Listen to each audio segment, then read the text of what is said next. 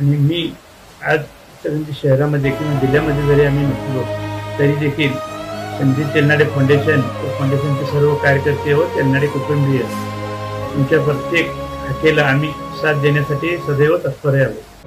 काळ रात आली तरी पडलंस पान, डोळ्यामंदी पाणी तरी गळ्यामंदी गाण, याचा हात पाठीवर सोनियाची खान, शर्मेन नाही कधी झुकली मान, हात पसरून गाड्या सुख येत नाही र, डोळा झाक करून बी दुःख जात नाही र.